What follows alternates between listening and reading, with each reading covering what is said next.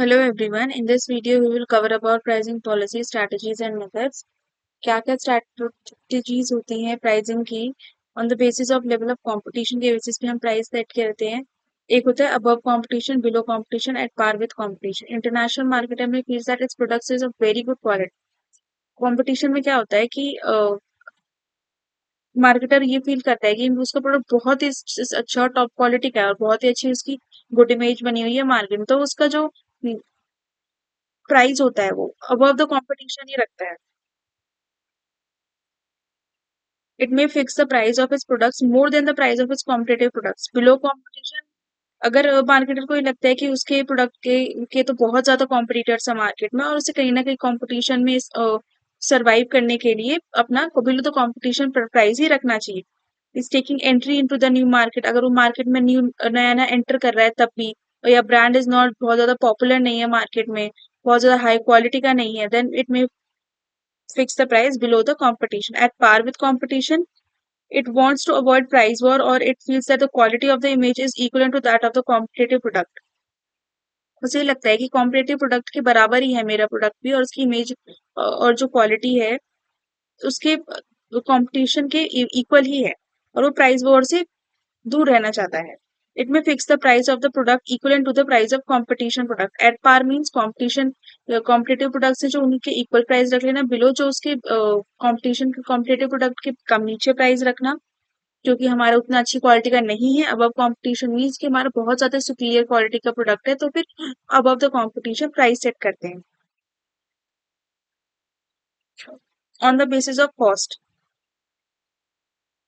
इसको हम बोलते हैं also known as cost plus pricing policy और markup pricing policy. Markup price के हिसाब से अपना प्राइस रखना। Designing pricing policy, international market determine the price of the product by adding profit margin to the cost of product. Cost में क्या करते हैं, वो प्रॉफिट मार्जिन भी ऐड करके रखती है, इसलिए हम इसे कॉस्ट प्लस प्राइसिंग बोलते हैं।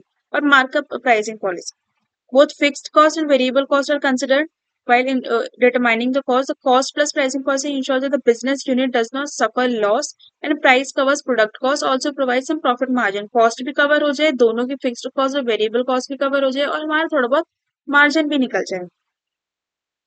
It may use marginal costing pricing policy, incremental costing pricing policy. International marketer intends to dispose of surplus production, वो बहुत ज्यादा प्रोडक्शन को डिस्पोज कर देते हैं यहाँ पे, and want to utilise excess production capacity. Wants to take entry into the new market, intends to eliminate, अगर वो कॉम्पिटिशन कम करना चाहते हैं, नई नई एंट्री लेना चाहते हैं मार्केट में, और वो सरप्लस प्रोडक्शन को डिस्पोज ऑफ करना चाहते हैं यहाँ पे और एक्सेस प्रोडक्शन यूटिलाइज करना चाहते हैं कैपेसिटी। वो शॉर्ट रन में ही यूज हो सकती है, ये लॉन्ग रन के लिए फिक्स कॉस्ट नहीं कवर हो सकती। लेवल ऑफ डिमांड, ये डिमांड से भी हमारे प्रोडक्ट का प्राइस डिटरमाइन किया जा सकता है। अगर बहुत ज्यादा किसी चीज की डिमांड है, if the level of demand is high और boom conditions are prevailing in foreign market, then the higher price is charge, बहुत ज्यादा प्राइस चार्ज होगा फिर हमारा। अगर level of demand in foreign market is low in और foreign market is in the grip of recession, then low price is fixed. उसके बाद अगर डिपेंड करता है कि इलास्टिसिटी ऑफ डिमांड भी कितनी है, also considered in the pricing policy. If the demand is less elastic है, then the higher price may be fixed. बहुत ज्यादा चेंज नहीं हो सकता है उसकी डिमांड में, बहुत ज्यादा सब्स्टिट्यूट्स अवेलेबल नहीं है, तो उसके लेस इलास्टिक रहेगा। The demand for the product is more elastic, then it will be low price is fixed.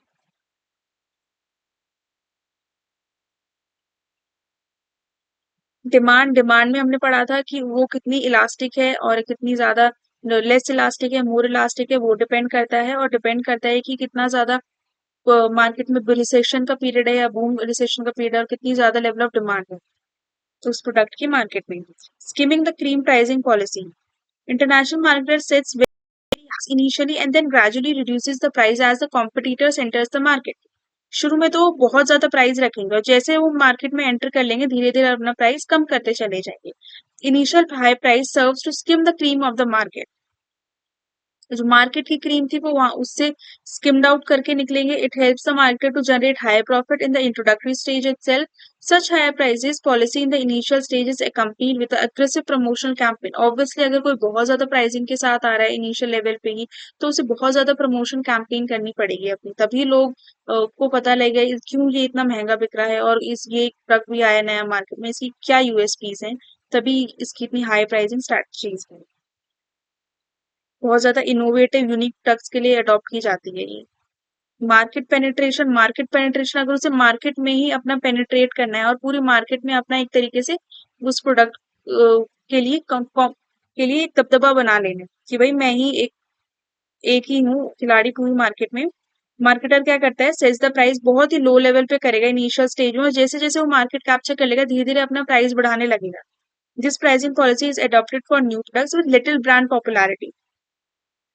Objective of this low pricing policy is to attract more customers and thereby achieving large volume of sales at the later stages. This policy is adopted in the initial stage of product life cycle. When the product gains popularity in the market, the price of the product is raised. Skimming price policy की एकदम opposite है ये वाली policy में एकदम से high price के साथ आते हैं फिर कम करने लग जाते हैं, और ये एक तो शुरुआत में कम प्राइस के साथ आते हैं बाद में ज्यादा कर लेते हैं. This is skimming pricing policy and this is market penetration for pricing policy. फिर हम आते हैं यूनिफॉर्म प्राइसिंग पॉलिसी जो कि स्टैंडर्ड प्राइसिंग पॉलिसी होती है हमारी. In this pricing policy exporter sells the products at the same price to the buyer of any nation. जो हम एक्सपोर्ट कर रहा होगा अपने प्रोडक्ट को और जो दूसरे नेशन का बायर होगा वो सेम प्राइस में ही बेचेगा, उसे कुछ ज्यादा ऊपर या नीचे नहीं बेचेगा. It's will sell in the same price to the buyer of any nation. Crude oil producers adopt standard pricing policy for their product. They quote same FAS और for price for all nations. सभी के nation के लिए बराबर का है उनका. एक ही ओलिगोपोली की भी सिचुएशन आ जाती है इसमें, वो केस अलग है, हम बाद में पढ़ेंगे. Being company sells its commercial aircrafts at almost the same price to different airlines worldwide, this policy is used by the marketers who sell standardized products. Differentiated pricing policy की हर अब प्रोडक्ट डिफरेंशिएटेड है तो अलग अलग pricing policy है हमारी.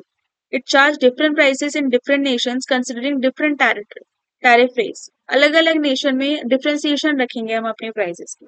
हर nation में अलग अलग रहेगा हमारा प्राइस क्योंकि डिफरेंट टैरिफ रेट्स है, टैक्स स्ट्रक्चर, इकोनॉमिक कंडीशन अलग है, वहाँ की सारी वहाँ की कंडीशंस अलग है नेशंस की, इसलिए हमने डिफरेंशियल प्राइसिंग रखी है अपनी हर नेशन के. It gives due consideration to different market conditions prevailing in different foreign countries. Two tier pricing policy में क्या होता है, it sells is products at two prices, अलग अलग प्राइसेस में बेचते हैं. Low price is quoted in the domestic nation of the exporter. जो एक्सपोर्ट होगा जैसे कि इंडिया है, अगर कोई बेचती है कोई चीज चाइना में तो जो डोमेस्टिक नेशन है इंडिया है उसके लिए तो लो होगा prices, while the higher prices is charge for the foreign nation. For foreign sales higher prices charge due to extra expenses like transportation charge भी लगा होगा, इंपोर्ट ड्यूटी भी लगी होगी, उसके डॉक चार्जेस भी लगी, वो सब इंक्लूड करने के बाद उसके प्राइस जो है हायर होते हैं for the other nations other than the domestic nation. फिर हम आते हैं जोनल डिलीवरी प्राइसिंग पॉलिसी पे. International market divides total market area into different zones. Market area को जोन के हिसाब से बांट दिया जाता है. Uniform price policy is adopted but the price में vary from one zone to the other zone. Each zone may consist of many neighboring nations like South Asian nations may be in the one zone, while Western European nations may be in the other zone. African nations may be in the another zone. जो एक reason में basically एक particular zone में कुछ countries आती है उनके लिए सेम प्राइस होगा, और जो दूसरे जोन में कुछ कंट्रीज आती है उनके लिए अलग प्राइस होगा. जोन स्पेसिफिक जो कंट्रीज है उनके लिए तो सेम प्राइस रहेगा but it may vary from zone to zone. Production point pricing policy किसे कहते हैं. उसके बाद हमारी फ्रेट एब्जॉर्प्शन है, ओल्ड प्राइसिंग है, प्रीमियम प्राइसिंग पॉलिसी है, लो प्राइसिंग क्वालिटी है. Freight absorption sorry production point pricing policy. Price is quoted from the point of production. Factory के पॉइंट से हम अपना प्राइस सेट करते हैं. It will bear all the expenses eight the factory point of exporter to his destination. एक factory के point से और डेस्टिनेशन तक जितने भी चार्जेस लगेंगे प्रोडक्शन में लगे होंगे और वहां तक पहुंचाने में लगेंगे वो सारे कवर करेगा उस कॉस्ट को from production point two the destination point. It is also called ex-factory gate price. It includes production cost and profit margin of the producer. Exporters adopt this pricing policy when their products are in great demand in foreign markets and exporters are in dominating positions. कोई exporters हैं उनके foreign markets में उस product की बहुत ज्यादा demand है और बहुत ज्यादा डोमिनेटिंग है वो उस प्रोडक्ट के लिए उस दूसरे नेशन में। तो वो क्या करेंगे, प्रोडक्शन पॉइंट प्राइसिंग पॉलिसी करेंगे जिसमें एक प्रोड्यूसर की का कॉस्ट को भी कवर किया जाएगा, उसके प्रॉफिट मार्जिन को भी कवर किया जाएगा from all the expenses incurred in the at the production level covering to the all the expenses to the destination level. This policy reduces the liability and responsibility of exporters as they are not responsible for in-transit transportation and insurance charges. The exporter may adopt uniform ex-factory price policy for various nations as the exporter is responsible for delivery of goods at factory point only.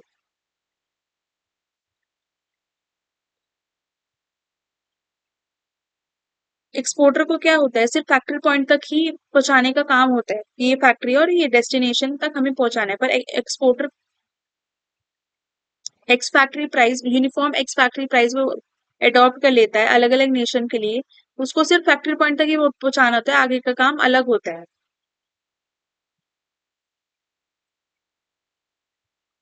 In factory तक पहुंचाने के लिए वो अपनी cost और profit margin निकाल लेगा अपना प्राइस सेट करके फैक्ट्री पॉइंट तक पहुंचाने के लिए।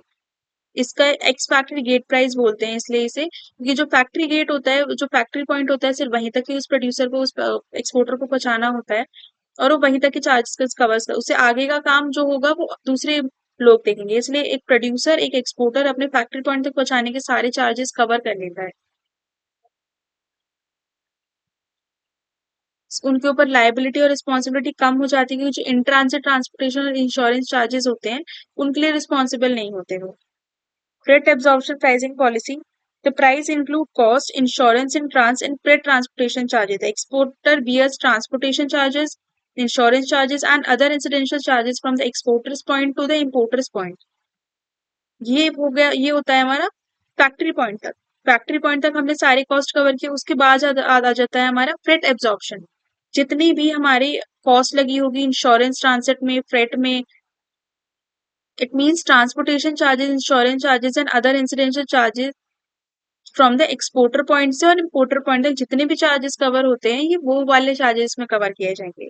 The importers prefer this price as their responsibility because the importers prefer this price as their responsibility begins only when goods reach importers country. Further, the importers can compare this price with domestic price and price of different exporting nation. ये वाला price है जो वो बाकी nation से भी compare कर सकते हैं और डोमेस्टिक प्राइस से भी कंपेयर कर सकते हैं, पर वो वाला एक अलग चीज है जिसमें एक प्रोड्यूसर के पॉइंट से हम सेट करते हैं और उसे एक एक्सपोर्टर को फैक्ट्री पॉइंट तक पहुंचाना होता है, बट ये जो डेस्टिनेशन में जो इन ट्रांजिट चार्जेस वगैरह लगे हैं वो सारे इसमें कवर किए जाते हैं। और एक इम्पोर्टर को अगर कंपेयर करना है बाकी नेशंस के प्राइसेस से तो फ्रेट एब्जॉर्प्शन प्राइसिंग पॉलिसी से ही कंपेयर करते हैं।